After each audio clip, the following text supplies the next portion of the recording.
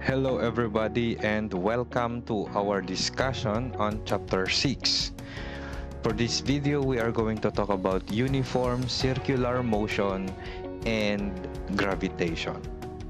So in kinematics, we studied motion along a straight line and introduced concepts such as displacement, velocity, and acceleration. More particularly, we dealt with two-dimensional kinematics and we talked about projectile motion, in which the object is projected into the air while being subjected to the gravitational force and lands a distance away. So for this chapter, we are going to consider situations where the object does not land but moves in a curve. So we begin the study of uniform circular motion by defining two angular quantities needed to describe rotational motion. And those are rotation angle and angular velocity. Okay?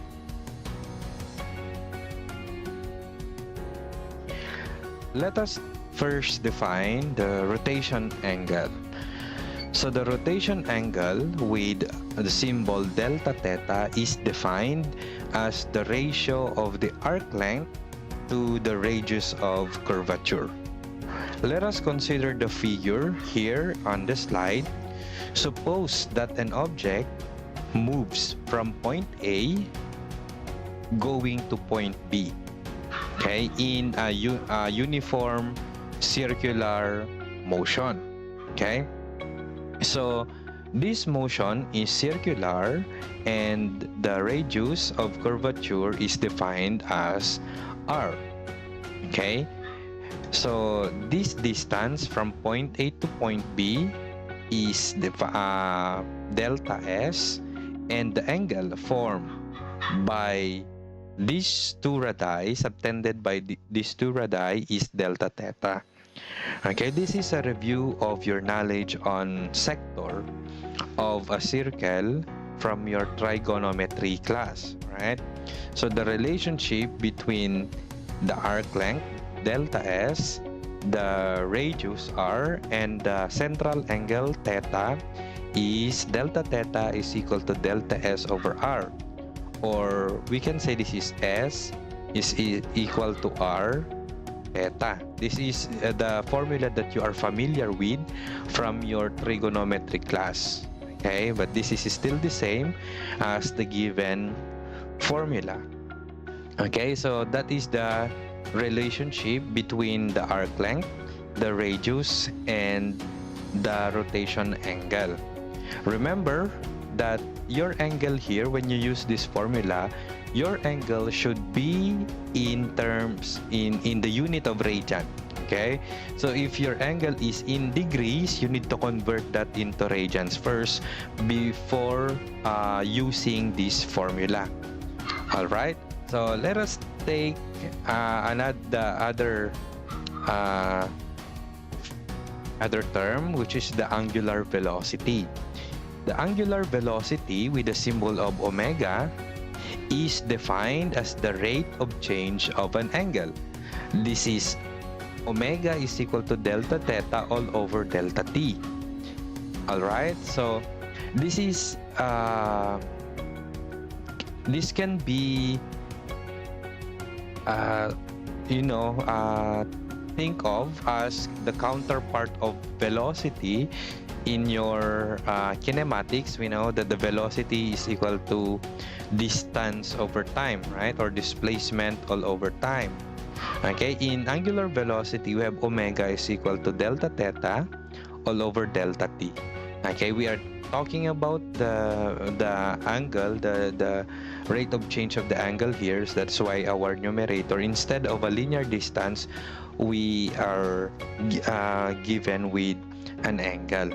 All right, so the relationship between this velocity and omega is velocity is equal to the radius times the angular velocity. Okay, so the linear velocity is equal to the radius of curvature times the angular velocity. Okay, so the the derivation of this relationship between the linear velocity and the angular velocity is in your book. If you want to read that one, go ahead and read. Okay, but for this purpose, I'm going to give it to you as it is. All right, so those are the formulas that we need, and by definition of the rotation angle and the angular velocity. All right, so let us do some example problems using these formulas.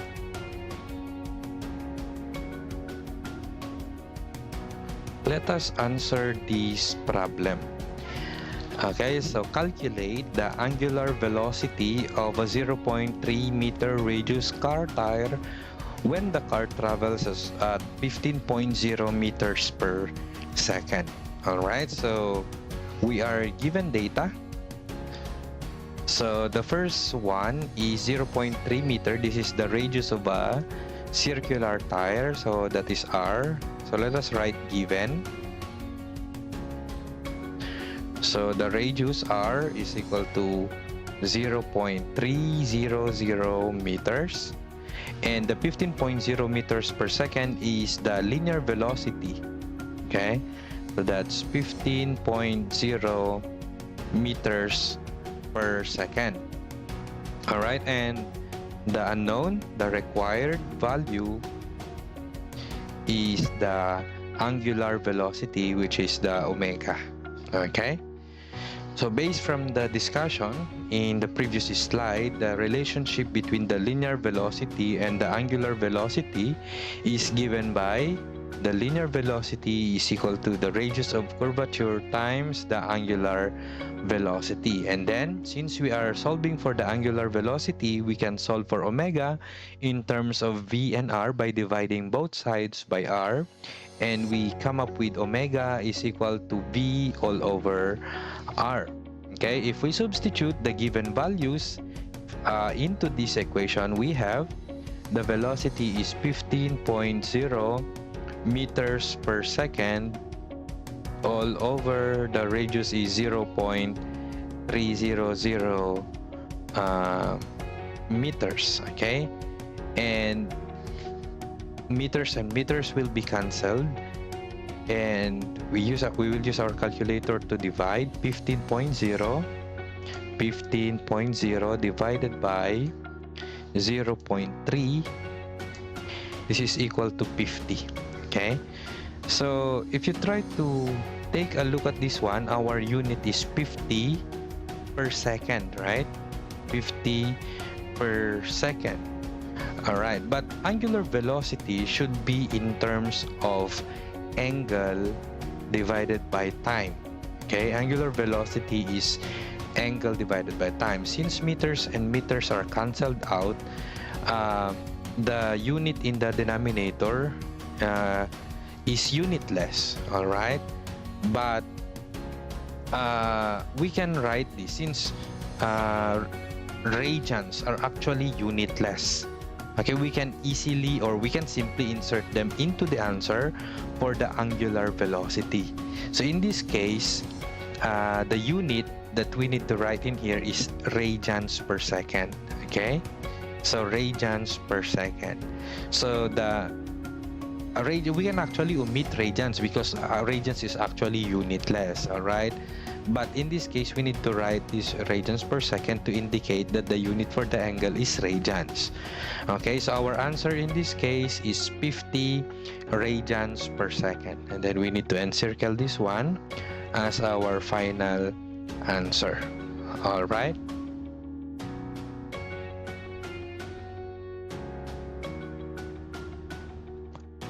Next, we are going to talk about the centripetal acceleration.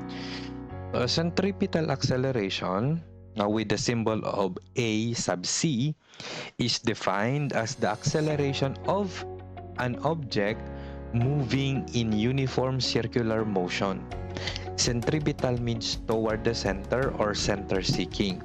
So the direction of AC is toward the center of curvature, and the magnitude is A sub C is equal to V squared over R if that is in terms of the linear velocity, or A sub C is equal to R times omega squared, and that is in terms of the angular velocity. Okay, so remember that acceleration is the change in velocity all over time. So the change in velocity can either be in magnitude or in direction, tama? So even if the velocity is constant, or the magnitude of the velocity is constant, when the body is moving in circle, there is always an acceleration. Okay, because in a circular motion, your direction is always changing. Okay, so the centripetal acceleration is always constant. I mean, it's always present when you are moving in a circular motion. Okay, this is very evident when you probably in a car and you are in a sharp curve, for example. The acceleration is felt by your body bumping into the side of the car, right? So if you felt that already during sharp curves motion, that is a centripetal acceleration. All right, so these are our formulas for the magnitude. The direction of the centripetal acceleration is always toward the center of curvature. Okay, so let us try to solve some problems involving centripetal acceleration.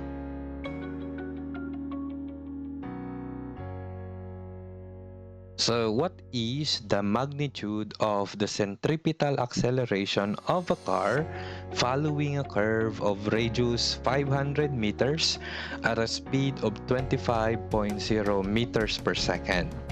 Compare the acceleration with that due to gravity for this fairly gentle curve taken at highway speed.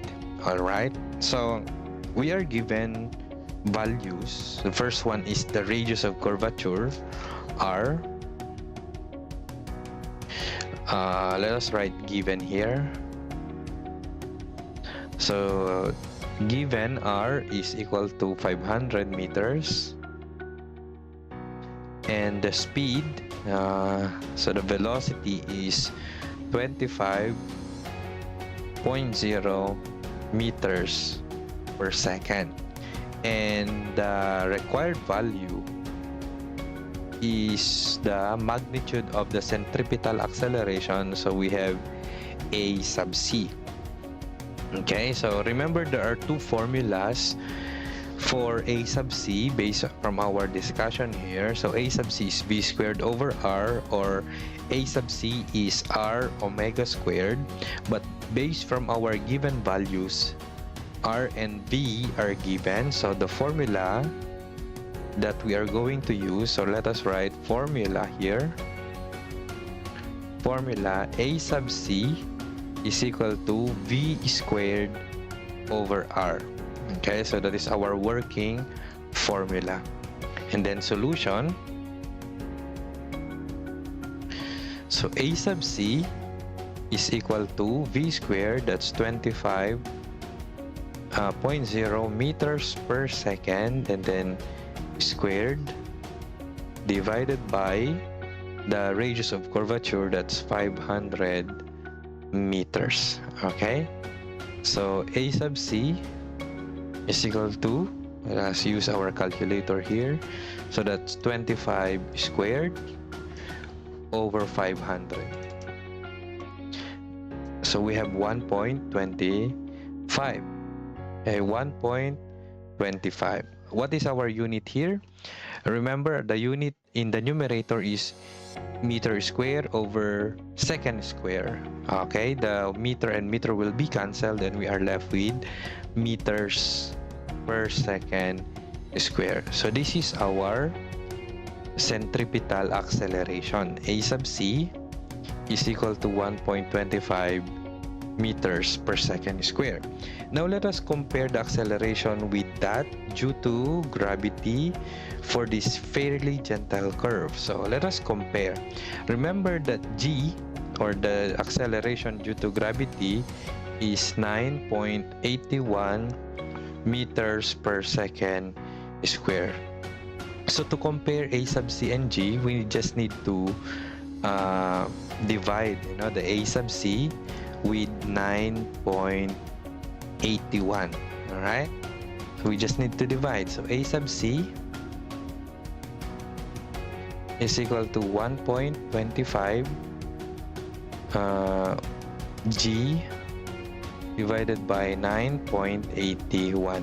Remember, g and 9.81 can be cancelled out here, just so to compare a sub c and g. So if we divide 1.25 divided by 9.81, we have to 3 decimal places, we have 0.127. Okay, so we have 0.127 g. Okay, so this is the relationship between the centripetal acceleration and the acceleration due to gravity. All right, so those are our answers for this problem.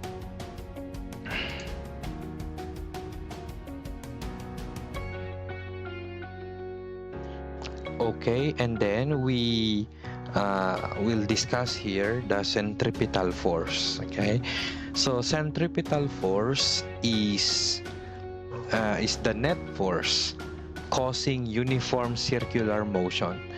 The direction of centripetal force is toward the center of curvature, the same with the centripetal acceleration. And the magnitude is given by, this is Newton's second law, F is equal to ma, but this time we are talking about centripetal force, so we deal with centripetal acceleration. Alright, so the centripetal force F sub c and the centripetal acceleration A sub c. And then based from our formulas in the previous discussion, A sub c is v squared over r, or r omega squared. So the centripetal force can be written as m times v squared over r, or m times r omega squared. We can use these any of these equations depending on the given value later on. Okay, so let us try to see some problems involving centripetal force.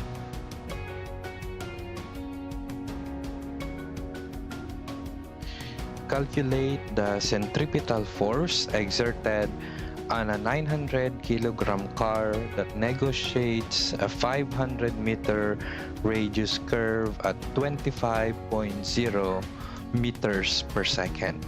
Alright, first let us write the given values. Okay, so we have the mass of the car. We have 900 kilograms, and then the radius of curvature r is 500 meters,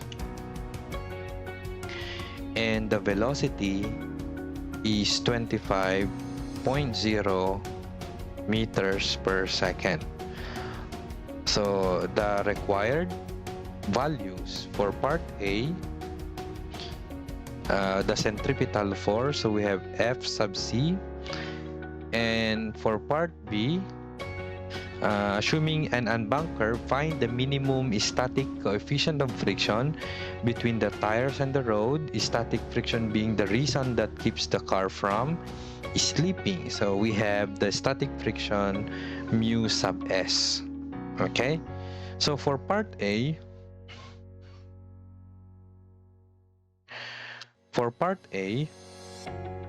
this is a direct substitution doon sa formula natin. Our formula for the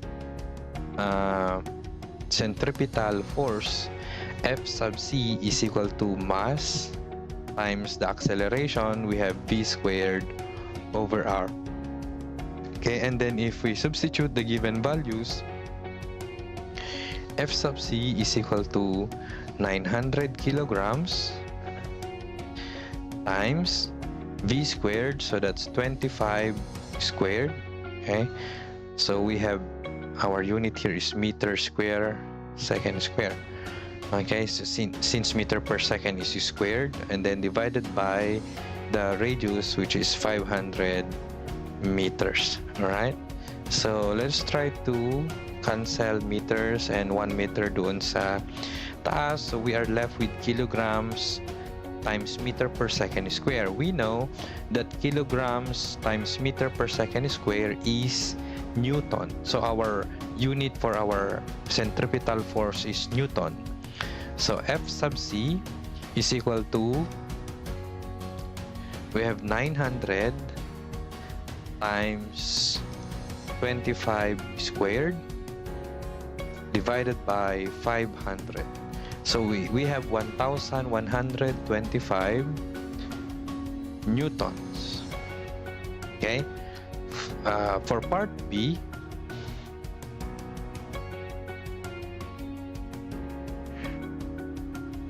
we are going to find the minimum static coefficient of friction. Okay, so this is an unbanked curve. That means that we don't have any angle for the tilt of the road. Okay, so the road is horizontal. Okay, so this is the road, and in the road you have your car right here. Okay, assuming this is a car. All right, so assuming this is your car right here. Okay, now if this is your car right here,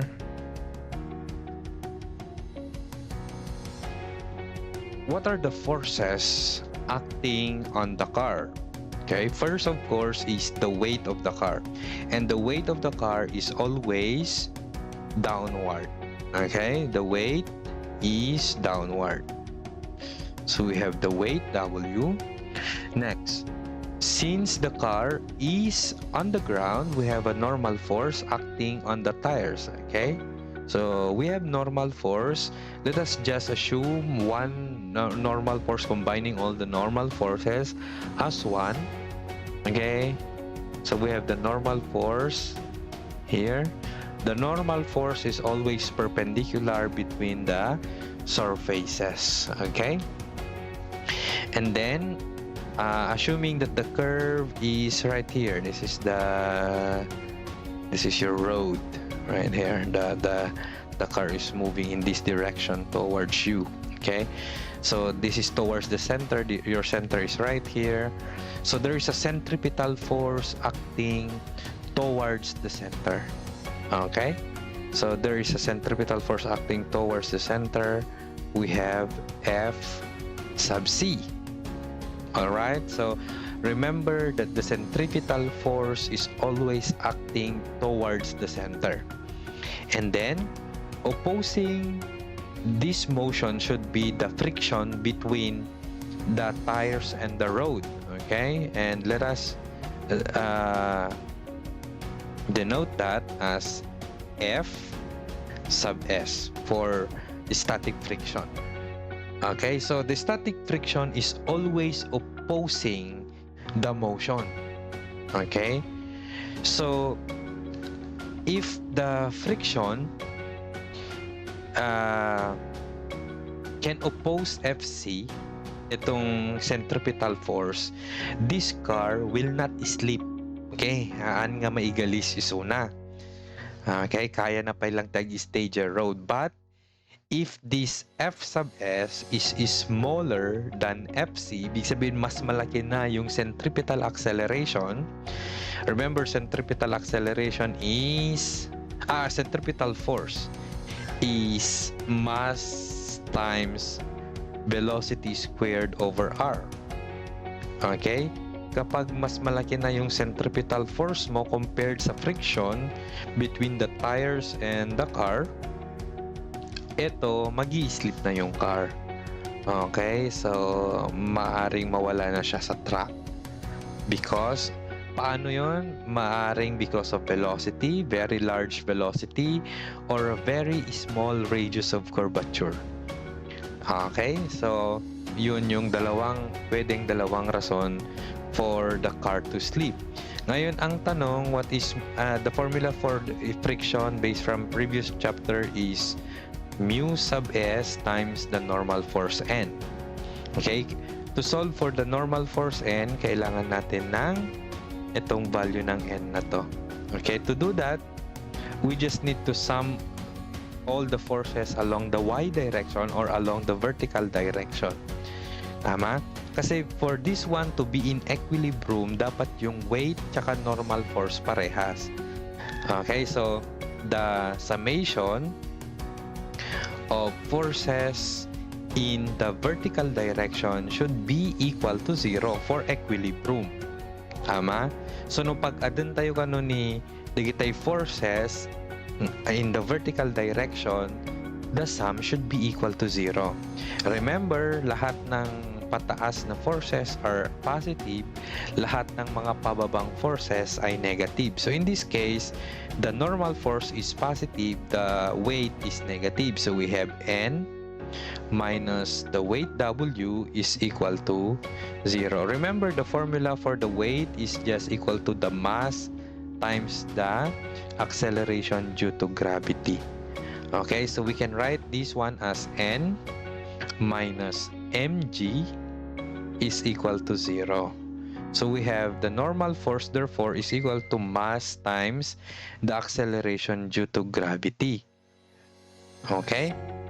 So the normal force is therefore equal to, the mass is 900 kilograms times the acceleration due to gravity is 9.81 meters per second square. Therefore, the normal force is 900 times 9.81. We have 8829 newtons. Okay, so we have 8829 newtons. Next, we also need to get the sum of all the forces along the horizontal. Okay? Kailangan balance din yung horizontal forces natin. So, let's write in here. So, the summation of our forces in the horizontal direction should also be equal to 0. And there are only two horizontal forces here. We have the centripetal force and the friction. Okay, remember, our convention here is all forces to the right are positive and forces to the left are negative. Therefore, this F sub S here is positive and this F sub C here is negative. So we have F sub S minus F sub C is equal to 0. And we can substitute these forces by their formulas. So we have mu sub S times N minus M V squared over R is equal to 0. We are actually solving for mu sub S. Okay, so let us try to solve for mu sub S here. So mu sub S times N is equal to, let us bring this M times V squared over R to the right side of the equation. We have M V squared over R. Okay, and then we divide both sides by N. Okay, so mu sub S is equal to M V squared over N R. Okay, we just brought N to the denominator. That means we divided by N. Okay. Okay, N is given as 8829, but let us simplify this first. N is equal to M times G. So, para hindi na natin gagamitan yung value na yan, 8829. Because as you can see right here, mgr. Okay? Sinubstitute natin yung n as mg, the mass will be cancelled out. You see? The coefficient of static friction is not dependent on the mass of the car. Kasi mass is cancelled out. We are left with v squared over gr. Dependent lang siya sa velocity and the radius of curvature. Okay, and then if we try to substitute the given velocity and radius of curvature, the velocity is 25 meters per second and the radius is 500 meters. Okay, so we have 25 squared. So we have meter square per second square all over g, that's 9.81 meters per second square, and the radius of curvature is 500 meters. Excuse me, this should be 9.81 meters per second square. Okay, so meters second square, as you can see, the all units will be cancelled out, right? And we are left with mu sub s. I'm sorry, we don't have any space right here. Move natin konti. And let's try to move right here. Okay, so therefore mu sub s is equal to, okay, that's 25 squared over 9.81 times 500, which is equal to 0.127. Okay, so that's 0.127. Okay, the coefficient of static friction is actually unitless. Okay, so we have 0.127 as the value. So that's it. This is the minimum static friction para hindi mag-steep yung car. Okay, so that's it for this problem.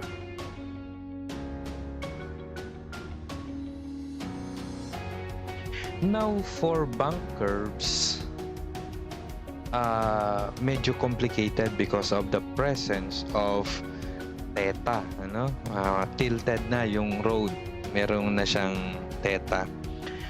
Okay, meron tayong tinatawag na ideal bank curve wherein there is no friction between the tires and the road.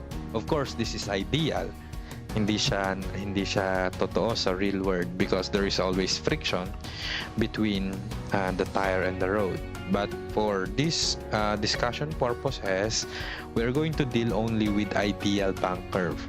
And the same derivation, we use the formula for equilibrium, the summation forces horizontal and summation forces vertical, and we come up with the relationship of theta, the velocity, and the radius of curvature as tangent of theta is equal to v squared over rg.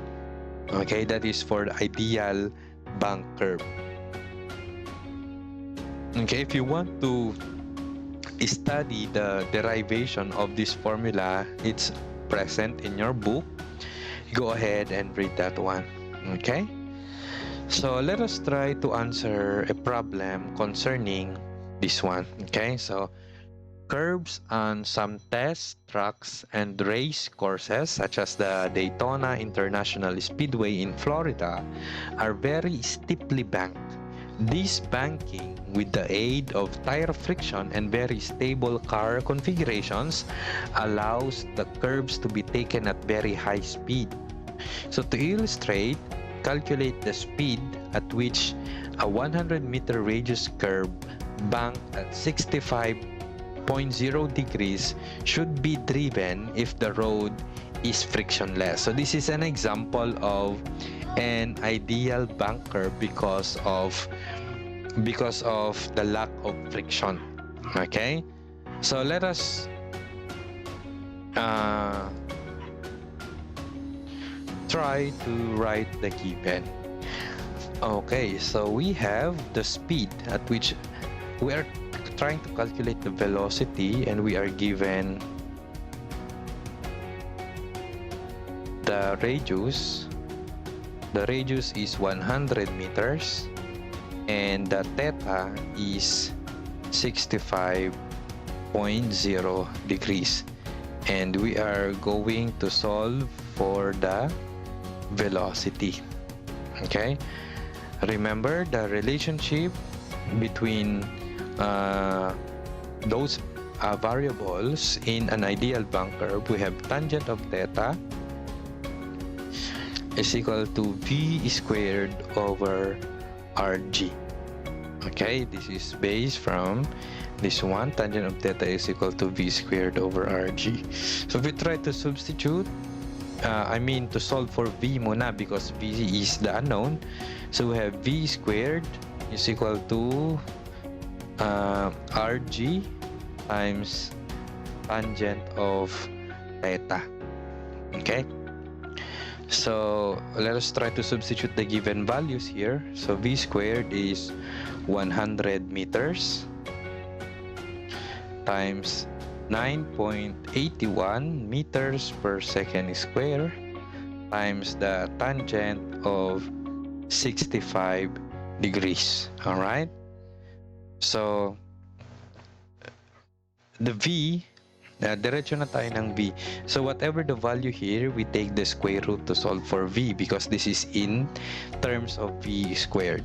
Okay, so that's 100 times 9.81 times the tangent of 65.